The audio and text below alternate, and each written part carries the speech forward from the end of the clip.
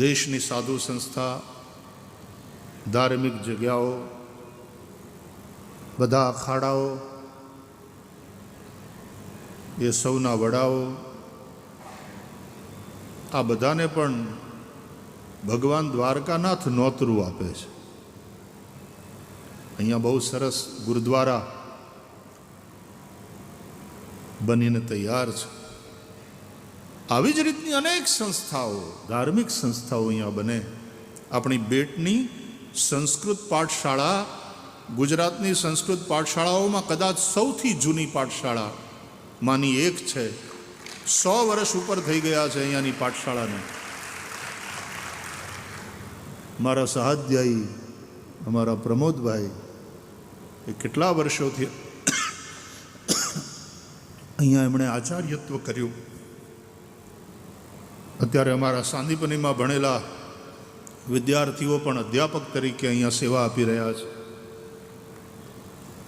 પ્રમોદભાઈ અને આપ સૌ પણ આના માટે લાગેલા છો. આ સંસ્કૃત પાઠશાળા પણ બેટનું ગૌરવ છે. એટલે ન માત્ર એ ટકી રહેવી જોઈએ, એનો વિકાસ થવો જોઈએ. મનમાં સતત એના પણ આપણે સીધી રીતે કંઈ ન કરી શકીએ તો તમે વાલા મનમાં સંકલ્પ કરો ને, એ ધરાતલ ઉપર અવતરે જ છે. ભગવાનનો અવતાર શું કામ થાય? ભગવાનની ઈચ્છાથી નહીં, ભક્તોની માગણીથી, ભક્તોની લાગણીથી. તમે રામાયણ જુઓ, તમે ભાગવત જુઓ, બધા સાધુ સંતો ધરતી માતાને કહે, ધરતી માતા ગાયનું રૂપ લઈને દેવતાઓને કહે, દેવતાઓ બ્રહ્માજીની પાસે બધા જાય અને બ્રહ્માજીને શંકરને બધાય ભેગા થઈને ભગવાનને કહે કે હવે પ્રભુ પધારો, અવતાર લો. અને ત્યારે જેની ભગવદ્ ગીતામાં પણ પ્રતિજ્ઞા સ્પષ્ટ છે, યદા યદા હિ ધર્મસ્ય ગ્લાનિર્ભવતિ ભારત અભ્યુત્થાનમધર્મસ્ય તદાત્માનમ સૃજામ્યહમ. એ ભગવાન અવતરિત થાય છે. એટલે ભક્તો, સાધુ સંતો, આ ધરતી માતા, એ બધાને ભૂખ લાગે ને એ ભૂખમાંથી એક માગણી, એક લાગણી પ્રગટ થાય, જેમાં જનકલ્યાણ હોય, જેમાં સમાજનું કલ્યાણ હોય, જેમાં રાષ્ટ્રનું ભલું હોય. આવી શુદ્ધ લાગણી, આવી શુદ્ધ માગણી એ જ્યારે સૌના મનમાં ઊભી થાય ત્યારે એ સામુદાયિક પ્રાર્થના. એક જણો જઈને કલેક્ટર સાહેબને મળવા જાય ને, કદાચ તો કલેક્ટર સાહેબ વ્યસ્ત હોય તો ન પણ મળી શકે, અથવા તો એની વાતનું કદાચ એટલું બધું વજન ના પણ પડે. પણ 20,000નું સરઘસ એ સૂત્રો પોકારતું પોકારતું કલેક્ટર કચેરીએ જાય, અથવા તો કોઈ મિનિસ્ટર સાહેબના ઓફિસે જઈને ઊભું રહે અને પોતાની માગણી અને લાગણી ત્યાં પ્રસ્તુત કરે.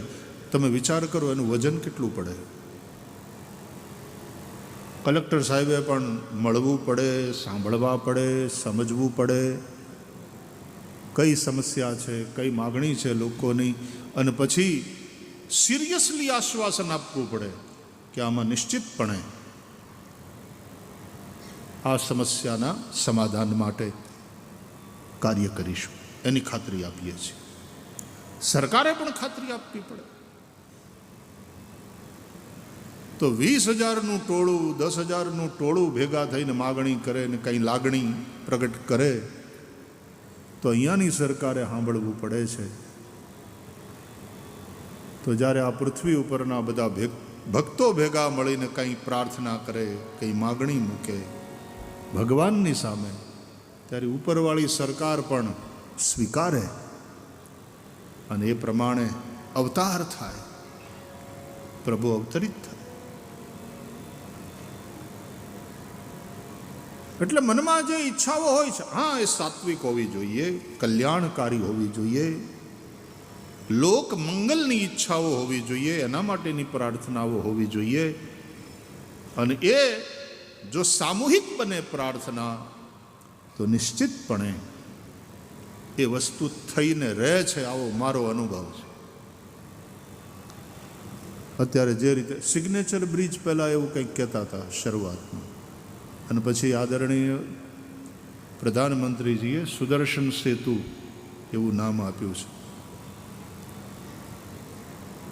એક સંકલ્પ દ્રઢ થાય સરકારના મુખિયાના મનમાં, અને અહીંયા તો વિકાસના સંકલ્પ સિવાય બીજું કાંઈ છે જ નહીં. સૌનો સાથ, સૌનો વિશ્વાસ, વિકાસ, ચોથું શું છે? સૌનો પ્રયાસ,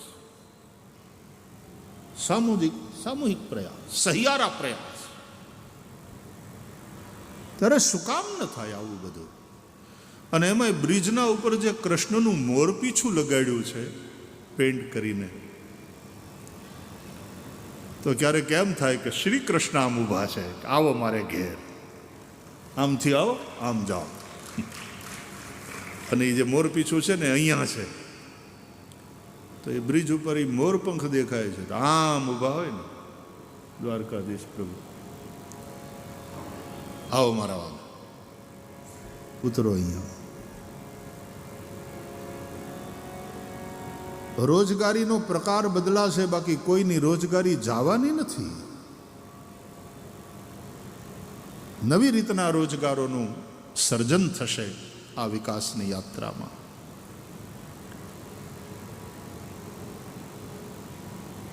આની પછવાડે પણ આખું અર્થશાસ્ત્ર કામ કરવાનું છે.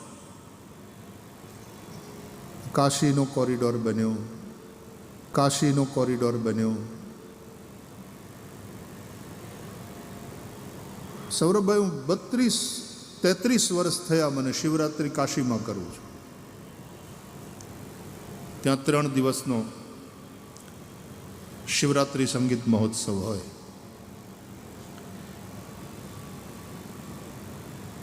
33 વર્ષ પહેલાંની, આમ તો એની પહેલાંની કાશી એ પણ જોઈ છે, એના દર્શન કર્યા છે. અને અત્યારની કાશી, અત્યારનો ભગવાન વિશ્વનાથનો કોરિડોર, એ વખતે શિવરાત્રિને સમયે જે ભીડ થતી એ ભીડ અત્યારે રોજ થાય છે. અને શિવરાત્રિની તો વાત જ જુદી. અને આખી ઇકોસિસ્ટમ એવી તૈયાર થઈ છે. ભગવાન મહાકાલ, ત્યાંનો પણ કોરિડોર એ રીતે તૈયાર થયો. બદ્રીમાં પણ થાય છે. કેદાર પણ પેલી ઘટના પછી નવેસરથી વાઘા સજી રહ્યું છે. દ્વારકા એનો વારો. હું પહેલી વાર દ્વારકા આવ્યો તો દ્વારકાધીશજીના દર્શન કરવા, અને એ વખતની દ્વારકા, પછી તો દ્વારકાધીશજીના મંદિરમાં બેસીને, એ પરિસરમાં જ બેસીને 2 કથાઓ તો ત્યાં કરી. ત્યારે થવા દેતા હતા, કારણ કે એટલી બધી ભીડ નહોતી, પણ કથામાં આખું મંદિર પરિસર હકડે ઠઠ. અને ત્યારે કંઈ આ ટીવી ને લાઈવ ને એવું બધું હતું નહીં, પણ ગામની બજારોમાં બધા માઇક મુકાઈ જતા હતા. એટલે વેપારીઓ વેપાર કરતાં કરતાં કથા સાંભળે, ગ્રાહકો પોતાની ચીજો ખરીદતા કથા સાંભળે. શેરીની વચ્ચે બેઠેલી ગાય પણ વાગોળતી કથા સાંભળે. એવી રીતની આપણે 2 કથાઓ દ્વારકાધીશજીના મંદિરમાં કરી. એ શરૂઆતની દ્વારકા અને આજની દ્વારકા. ડૂબી ગઈ હતી સમુદ્રમાં. ભગવદ ઈચ્છા, આપણે ભાગવતમાં કથા સાંભળીએ છીએ.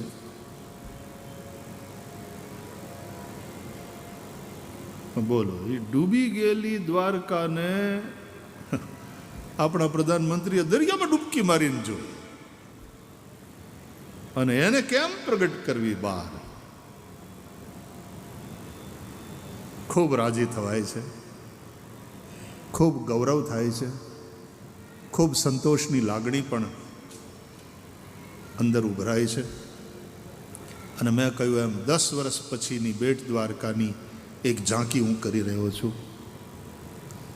અને એમાં આપના જેવું એક દ્રષ્ટિવાળું નેતૃત્વ પાછું પ્રાપ્ત થયું છે હવે ટ્રસ્ટને, ટેમ્પલ બોર્ડને.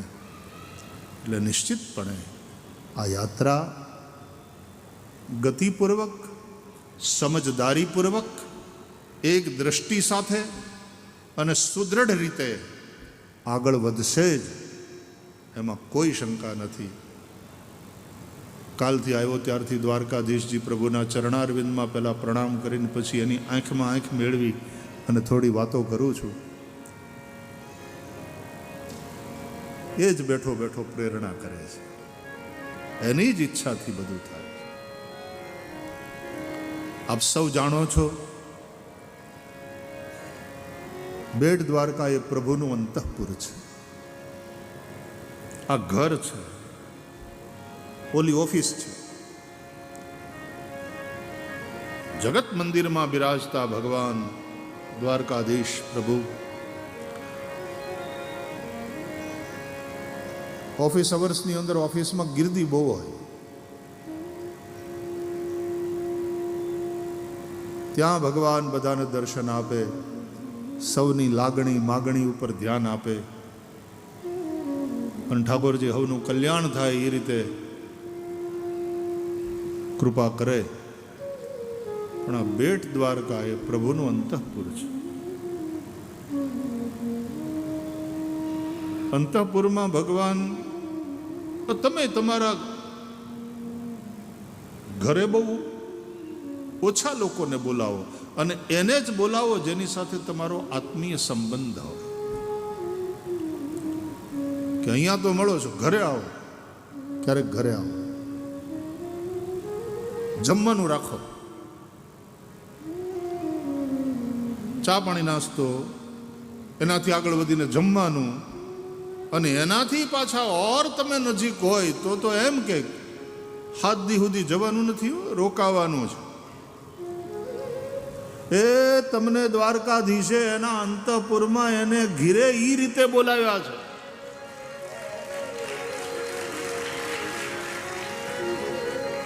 આવો, ચા પાણી કરીને જતા રહો, થોડી વાતો કરીને, એમ નહીં. એક ટાણું જમો અને પછી લ્યો હવે અમે રજા લઈએ, એમ પણ નહીં. તમને 7 દિવસ રોકાવા માટે ભગવાન દ્વારકાનાથે તેડાવ્યા છે. ઈ નોતરું આપીને બોલાવ્યા.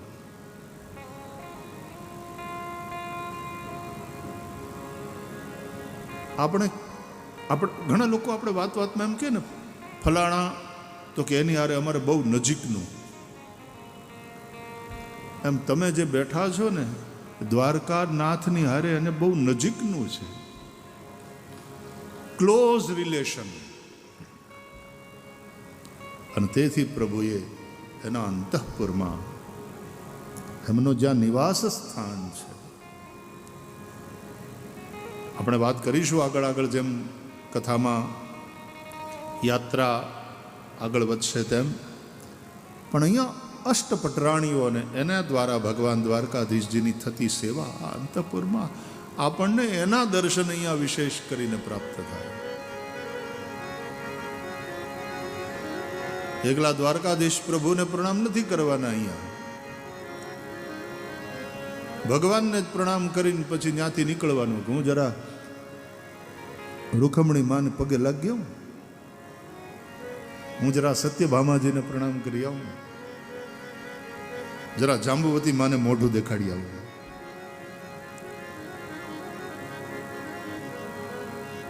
એ પટ્ટમહિષીઓને પ્રણામ કરવાનું. આ ઘર છે, આખું પરિકર વૃંદ, દાઉ દાદા ને બધાએ, અનિરુદ્ધજી, પ્રદ્યુમ્નજી, આ સૌને 7 દિવસ છે ને આપણે અહીંયા વારા ફરતી બધાને મળી લેવાનું. દાઉ દાદાને પગે લાગવા જાવ તો દાઉ દાદા પાછા મોટા ભાઈ ને તેમ કે આવ્યો ક્યારે આવ્યો? આ કથામાં આવ્યા લાગો છો? તો હા દાદા, હા તો રોકાવાના ને. બાકી બધી વ્યવસ્થા જમવાનું કારવાનું તો બધી લીલા લહેર છે, બધી એવી મજાની વ્યવસ્થા કરી છે. આપના કહેવાથી અશ્વિનભાઈ અને બિપિનભાઈ અને આ બધા જ પરિકર જે આમાં લાગ્યા છે, એમણે આવા ભાવથી રહેજો. હું આ ભૂમિકા એટલા માટે તૈયાર કરું છું કે આપણે 7 દિવસ અહીંયા છીએ, આ ટુરિઝમ નથી. આપણો ભાવ અલગ છે, કારણ કે આ ધામ છે. અને અહીંયા જે રીતે 7 દિવસ રહેવાનું, એમાં આપણો ભાવ કેવો હોવો જોઈએ? એક તો ગૌરવની લાગણી થવી જોઈએ. રાષ્ટ્રપતિ ભવનમાં કોઈ ફંક્શનનું એને ઓર્ગેનાઇઝ કરવામાં આવ્યું હોય, મહત્વનું ફંક્શન, અને એમાં રાષ્ટ્રપતિ ભવન તરફથી કોઈ ઇન્વિટેશન આવે તો તમને કેટલું ગૌરવ થાય?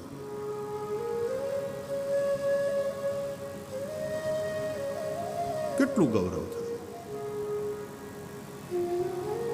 એકવાર હું એ રીતે રાષ્ટ્રપતિ ભવનમાં જ ત્યાંના પેલા હોલમાં એક ફંક્શનમાં જવાનું થયું ને પાછું રાષ્ટ્રપતિજીની સાથે મંચ ઉપર બેસવાનું થયું. હવે એ ફોટા કોક જોવે તો એને કેમ એમ, વાહ,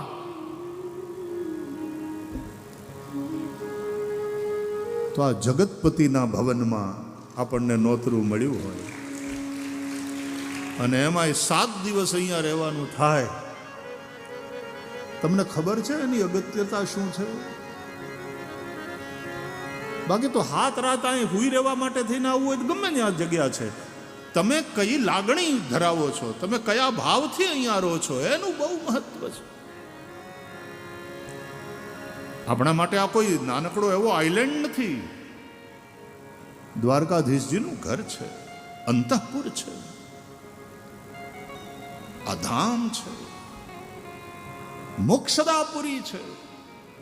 અયોધ્યા, મથુરા, માયા, કાશી, કાંચી, અવંતિકા, પુરી, દ્વારાવતી ચૈવ સપ્તૈતા મોક્ષદાયિકા.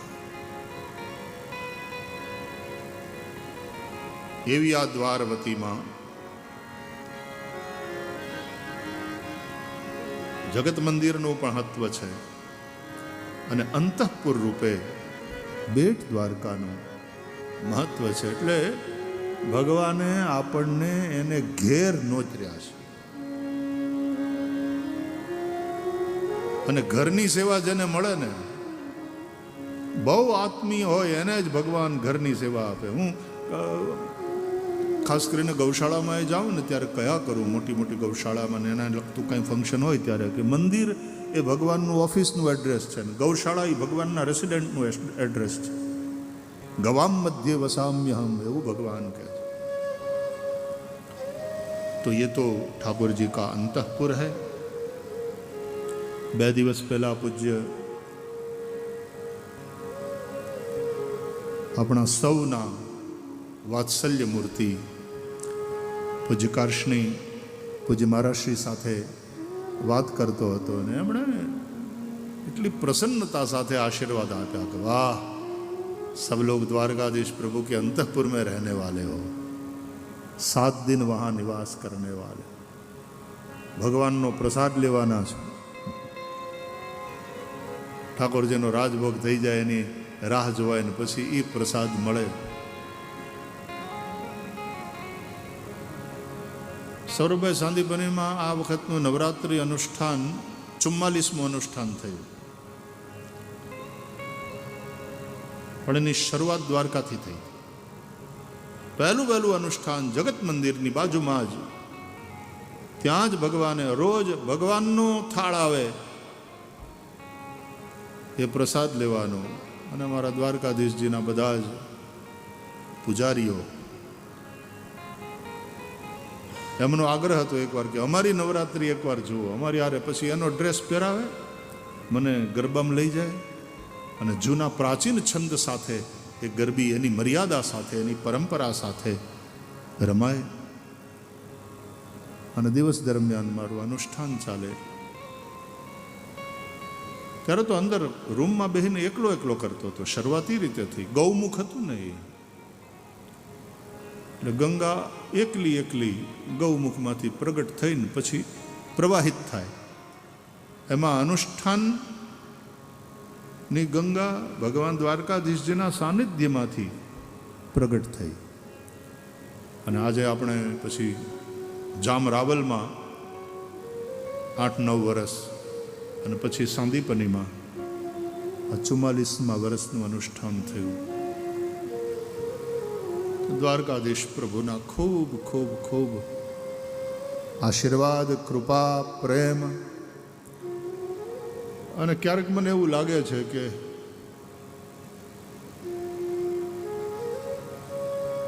બહુ પાર્શિયલ છે આપણા પ્રત્યે.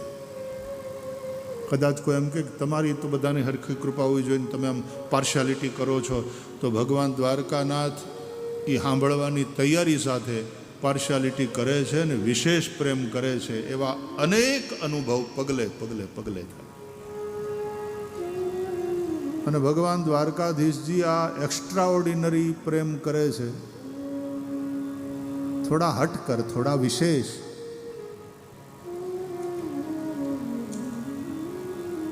ખબર નહીં કેમ, પણ સામે જઈને ઉભો રહું તો એમ લાગે કે એ ખુશ થાય છે. આગે વાહ. અને આ બધું કેમ,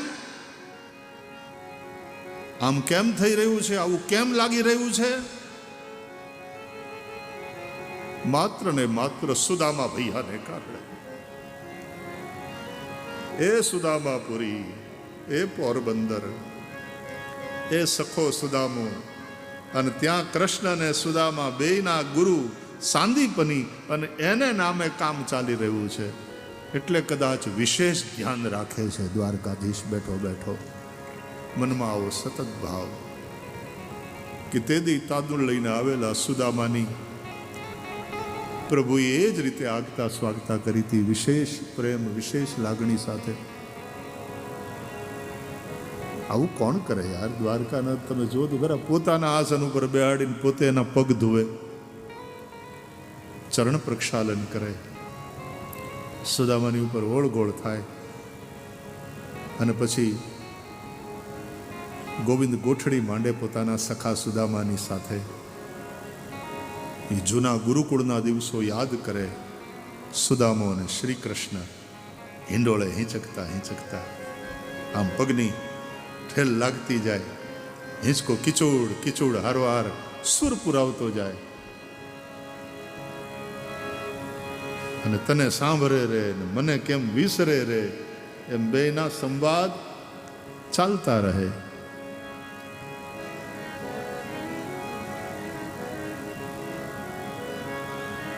આપણા સ્વર્ગીય, હું આમ તો સ્વર્ગસ્થ ન કહું, કલાકાર, અમે ગાયક હોય, સંગીતવાળા, એને હું સુરસ્થ કહું. સાહિત્યકાર આપણી વચ્ચે ન રહે તો હું એને શબ્દસ્થ કહું. શબ્દસ્થ છે, બ્રહ્મસ્થ, કારણ કે શબ્દ બ્રહ્મ છે, એ બ્રહ્મસ્થ છે. તો એવા આપણા કલાકાર ગુજરાત સુગમ સંગીતના ક્ષેત્રે જેમને ક્યારેય વિસરી નહીં શકે. સાંદીપનીમાં આવીને પણ એમણે પોતાનું પરફોર્મન્સ આપ્યું છે. પુરુષોત્તમ ઉપાધ્યાય, અને એમાં કૃષ્ણ સુદામાની ગોઠડીનું, જેની ગોઠડી તોડાય નહીં તોડી સંતો રે આવી, કૃષ્ણ સુદામાની જોડી સંતો રે આવી, કૃષ્ણ સુદામાની જોડી. અરે નહીં રે જાણલી, કદી નહીં રે માણલી, અરે નહીં રે જાણલી, કદી નહીં રે માણલી. જેની કોઠડી તોડાય નહીં તોડી સંતો રે આવે, કૃષ્ણ સુદામાની જોડી સંતો રે આવે, કૃષ્ણ સુદામાની જોડી.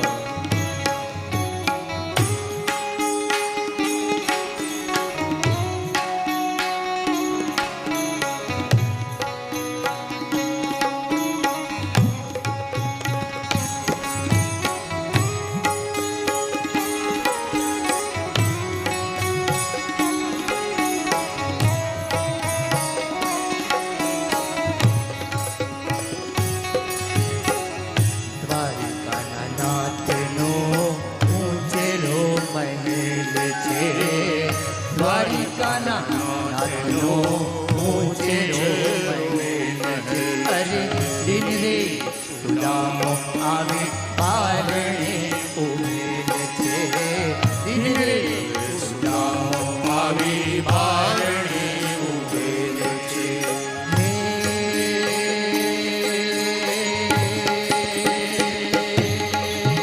વાલો ઝૂલે હિલોડા વાલો ઝૂલે હિલોડા ખાય રાણી રૂકમણીને સાથ ત્યાં તો જાણી એવી વાત સુદામો જુએ પ્રભુની વાત સુદામો જુએ પ્રભુની વાત સુદામો જુએ પ્રભુની વાત એ આવે શ્યામળીઓ આવે શ્યામળીઓ સામેથી દોડી રે આવી કૃષ્ણ સુદામાની જોડી સંતો રે આવી કૃષ્ણ સુદામાની જોડી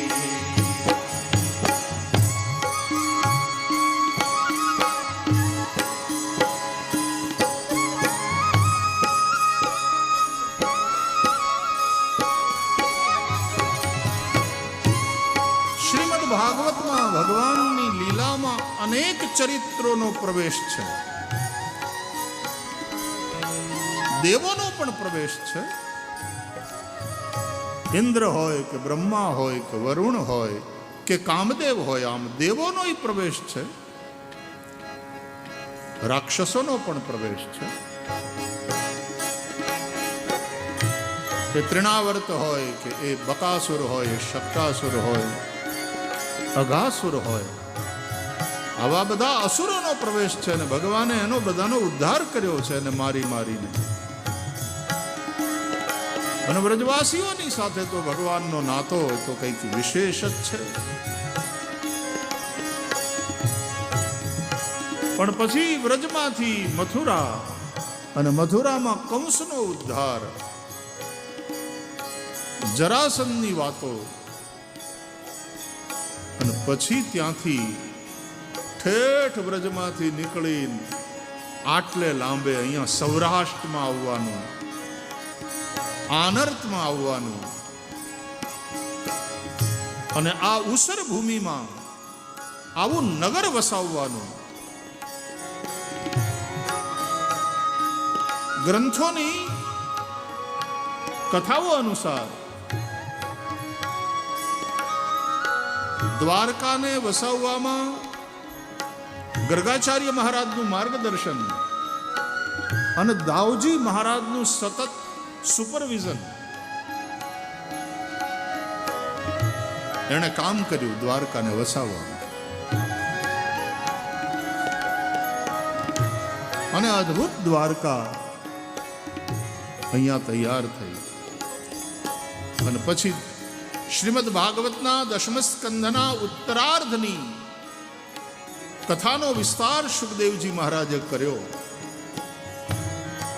એમાં પ્રભુના રૂકમિણીજી સાથેના લગ્ન અને પછી અષ્ટપટ્ટ મહિષી એની સાથેના લગ્નો, અહીંયા ઓખાથી લઈને ઠેઠ આસામ સુધી પહોંચ્યા. નરકાસુર, ભૌમાસુર, એને મારીને એણે કેદ કરેલી 16,100 કન્યાઓને છોડાવી અને એ બધી કન્યાઓ ભગવાન દ્વારકાનાથને સમર્પિત થઈ. ભગવાને એનું પાણી ગ્રહણ કર્યું. અને ગાર્હસ્થ્યની, દ્વારકાધીશજીના ગાર્હસ્થ્યની કથા દશમ સ્કંદના ઉત્તરાર્ધમાં વ્યાસ ભગવાને વિસ્તારથી લખી છે. પણ એમાં આખા 2 અધ્યાય સુદામું લઈ ગયો. આ કેટલું મહત્વનું ચરિત્ર હશે વિચાર કરો. બાકી તો તૃણાવર્ત જેવા આવે ને મરે ને ભગવાન એનો ઉદ્ધાર કરે. બીજા અનેક, ભાઈ આ દેવને મોહ થયો, બ્રહ્માજીને મોહ થયો અને ભગવાનના વાછરુને ભગવાને બ્રહ્માના મોહને દૂર કર્યો. બ્રહ્મા ઇત્યાદિની ચર્ચા, ઇન્દ્ર ઇત્યાદિની ચર્ચા, દેવતાઓની ચર્ચા ભાગવતમાં રાઈટ ફ્રોમ બિગિનિંગ છેલ્લે સુધી વ્યાસજી કરતા રહ્યા છે. પણ સ્પેશિયલી સુદામાની ચર્ચા 2 અધ્યાયમાં કરી. કૃષ્ણસ્યાસીત સખા કશ્ચિત બ્રાહ્મણો બ્રહ્મવિત્તમઃ વિરક્ત ઇન્દ્રિયાર્થેષુ પ્રશાંતાત્મા જીતેન્દ્રિય. હે સારથી નિહાળીને સુદામો શરમાય છે. અરે સારથી નિહાળીને સુદામો શરમાય છે. અરે તાંદુલની પોટલી ધરતા અચકાય છે. અરે તાંદુલની પોટલી ધરતા અચકાય છે. હે વાલો માગી માગી ખા, હે વાલો માગી માગી ખાય, થાકે જપીને હરખાય, કહું તું જોનારની થાય. એવું શું છે તાંદુલમાં, એવું શું છે તાંદુલમાં, એવું શું છે તાંદુલમાં. હે માધવ બોલવે, હે માધવ બોલવે, મીઠપ હાથ જોડી રે જોડી રે આવી કૃષ્ણ સુદામાની જોડી સંતો રે આવી કૃષ્ણ સુદામાની જોડી. અરે નહીં રે જાણી કદી નહીં રે માણી, જેની કોઠડી તોડાય નહીં તોડી સંતો રે આવી કૃષ્ણ સુદામાની જોડી સંતો રે આવી કૃષ્ણ સુદામાની જોડી. કૃષ્ણ સુદામાની જોડી સંતો રે આવી કૃષ્ણ સુદામાની જોડી. સંતો રે આવી કૃષ્ણ સુદામાની જોડી.